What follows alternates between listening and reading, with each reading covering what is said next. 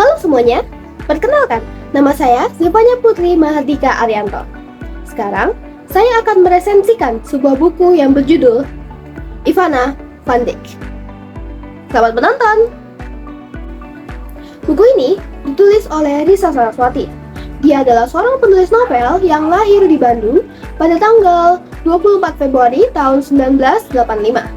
Selain menjadi seorang penulis, dia dulunya adalah seorang vokalis dari band Saraswati dan sekarang menjabat sebagai seorang PNS di Kabupaten Karawang, Jawa Barat.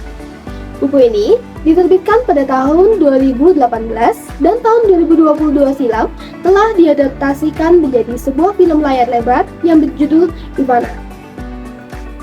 Secara garis besar, buku ini menceritakan tentang kisah masa lalu Ivana ketika ia masih hidup. Ia memiliki adik yang bernama Dimas. Kemudian, nama Dimas tersebut menjadi sebuah bencana besar bagi keluarga Van Dijk. Mereka sering dicaci maki dan direndahkan karena memberi anak mereka nama seorang pribumi. Kemudian, ada seorang keluarga Brouwer yang menjadi atasan dari keluarga Van Dijk. Dimas menyukai Elizabeth, anak dari keluarga Brouwer. Namun, hubungan mereka bisa dikatakan sebagai hubungan terlarang karena keluarga Brouwer sangat membenci keluarga Van Dijk, terutama Dimas. Saat hubungan mereka diketahui oleh keluarga Brouwer, muncullah berbagai macam polemik yang menimpa keluarga Van Dijk.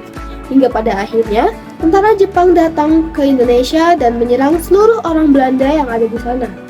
Namun, Ivana diculik untuk dijadikan sebagai gundik, tapi ia memilih untuk bersekutu dengan tentara Jepang, walaupun pada akhirnya ia tetap mati mengenaskan di tangan mereka. Buku ini memiliki beberapa kelebihan. Yang pertama, di sampul depannya terdapat ilustrasi dari tokoh utama yaitu Ivana. Kemudian di bagian belakangnya terdapat sinopsis yang memberikan gambaran besar dari alur cerita dalam buku ini. Kemudian buku ini juga dilengkapi oleh pembatas buku dan tulisan atau font yang digunakan tidak terlalu besar ataupun terlalu kecil sehingga pembaca dapat membaca buku ini dengan baik. Ditinjau dari isi ceritanya, buku ini menyediakan dua jenis perspektif, yaitu perspektif Risa sebagai seorang penulis dan perspektif Ivana yang menceritakan kisah hidupnya di masa lalu. Sehingga buku ini disusun dengan alur maju mundur. Selain punya kelebihan, buku ini punya kekurangan. Yang pertama, buku ini menggunakan soft cover, jadi sangat mudah untuk terlipat ataupun berjamur. Yang kedua, terdapat beberapa bagian cerita dalam buku ini yang sedikit sulit untuk dipahami, sehingga butuh penjelasan lebih lanjut.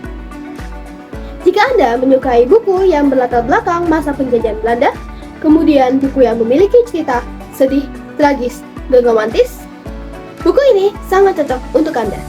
Tapi ingat, buku ini hanya bisa dibaca oleh kalangan remaja hingga dewasa, karena terdapat beberapa bagian yang tidak cocok untuk dibaca oleh anak-anak.